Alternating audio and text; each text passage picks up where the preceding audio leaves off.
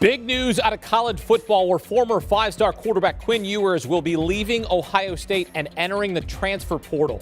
Ewers was the #1 overall prospect in the class of 2021. He reclassified from the class of 2022 to take advantage of NIL opportunities that were not available to high school players in his home state of Texas, made over $1 million. Ewers saw very limited action during his one season in Columbus, taking just 2 snaps during his freshman year. Coming out of high school, Quinn Ewers earned a 24/7 Sports composite ranking of 1,000 as the nation's top player and highest-rated recruit Ohio State has signed in the modern era. Ewers is just the 6th player ever to receive a perfect rating in the 24/7 Sports history. Welcome in Director of Recruiting for 24/7 Sports, Steve Wiltfong, and CBS Sports HQ college football analyst Dennis Dodd. Steve, your reaction here to Quinn Ewers entering the transfer portal? Well, I'm not surprised that he ultimately went into the portal, but I thought that there was a chance that he could go take this to spring ball and compete and see where the chips would fall alongside former 5-star CJ Stroud, the returning starter, and then another 5-star Kyle McCord, who was 1 year his senior. I thought there was a chance that he could go into spring ball and see what the pecking order was coming out of that. But there's been rumblings about Quinn Ewers going in the portal for months now. So ultimately is no surprise at all. Yeah, welcome to the world of the transfer portal. Spencer Rattler's already there. Quinn Ewers is apparently there. We're going to see scores of skilled players there in the future. The biggest surprise to me was Quinn Ewers going to Ohio State at all. Did he not know that CJ Stroud had 2 more years left? And really the reason he did it in the beginning was so he could take advantage of his NIL opportunities, which the law prevented for high school players in the state of Texas. He reclassified so he could graduate really quickly in August and go there. He retained his eligibility. He got a few snaps against Michigan State, so it doesn't impact his clock. But I'm just surprised he went to Ohio State to begin with. He could have been marketed anywhere in the country and finished out his high school career and been in the same situation. Well, he made over $1 million, and now he has a chance to make some more money wherever else he goes. Steve, where are some likely destinations for Quinn Ewers? Certainly the state of Texas staying at home. Certainly some schools there will come a-calling. Sure. Well, Yahoo Sports' Pete Thamel reported Texas, Texas A&M, and Texas Tech. And I sent out some text messages right after his report. And around the Texas Tech program, I think that there is some confidence about their position landing Quinn Ewers. Joey McGuire, the new coach coming over from Baylor, high school coach in that state, a very well-respected person in the state of Texas. A lot of the buzz has always been around the Texas Longhorns. He was committed there once. Steve Sarkisian's offense has always been exciting to that family. And they built a great relationship with Coach Sarkisian during the recruiting process. And then, I think that around Texas Tech, it's like a 50% chance as I'm reading these text messages as they come in right now. But they're obviously in the thick of it. They weren't just a throw in the 3.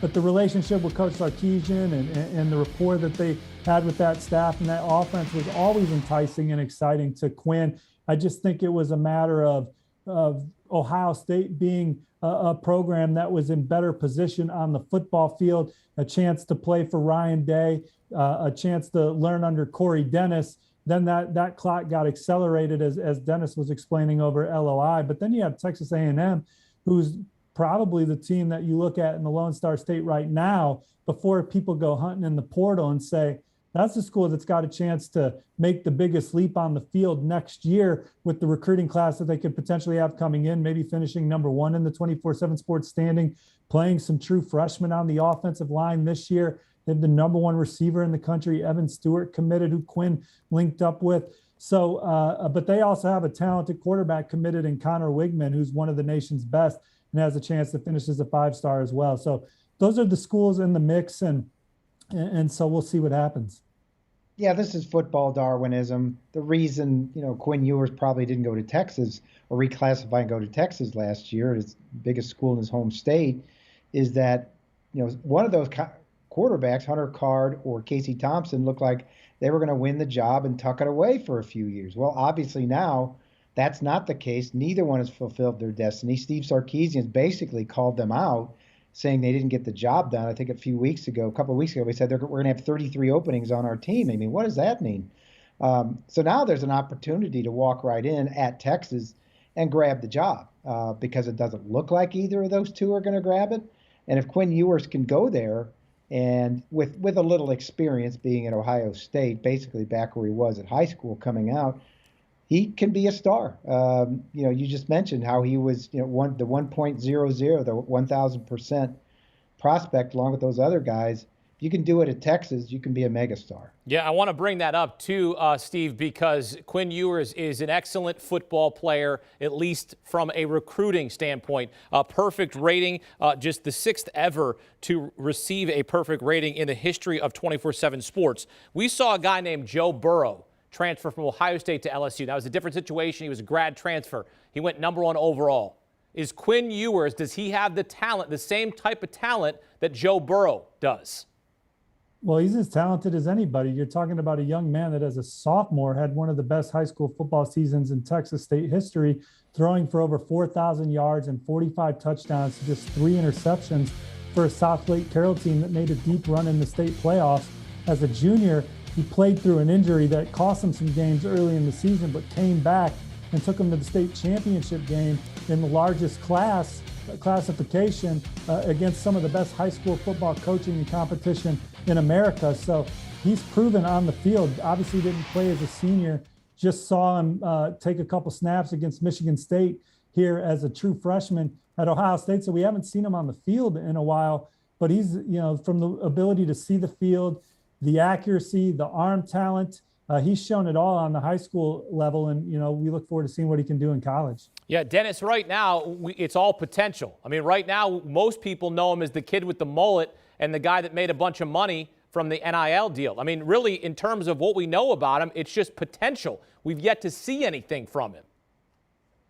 Yeah, you know who else was on that team with Joe Burrow and Justin Fields? A guy named Tate Martell, who's a cautionary tale. Mm-hmm. What is it, 4 schools now? I don't even know where he is now, but was the can't-miss guy that Quinn Ewers was and never fulfilled his destiny for whatever reason. Yeah, I mean, every guy we talk about who's a 4 or 5 star, you have to put that, yeah, but. It's still, as Steve knows, a very subjective situation when you're rating players. You don't know who's going to pan out. But I will say the quarterback position in general is as solid as there is on the football field for projections. These guys that are usually rated this high usually pan out in some sort of way. And it's that potential. Everybody's chasing the dragon. They want the next big one. So why not? Why wouldn't Quinn Ewers transfer, and why wouldn't anybody want him? Yeah, Dennis, you're absolutely right. Tate Martell was the can't-miss recruit. He was supposed to be incredible. He is dealing with a medical issue. He's now at UNLV, but certainly did not pan out to be the guy that we thought he would be. So we'll see if Quinn Ewers can earn that perfect ranking, and we'll see where he ends up as he enters the transfer portal. Steve Wiltfong, Dennis Dodd, break it down for us here on CBS Sports HQ. Thank you, man. And for all things recruiting, 24/7 Sports is the destination. With a network of resources, 24/7 Sports delivers the latest news and information across the college football and college basketball landscapes. You can also access content from 24/7 Sports on YouTube, including The Late Kick with Josh Pate.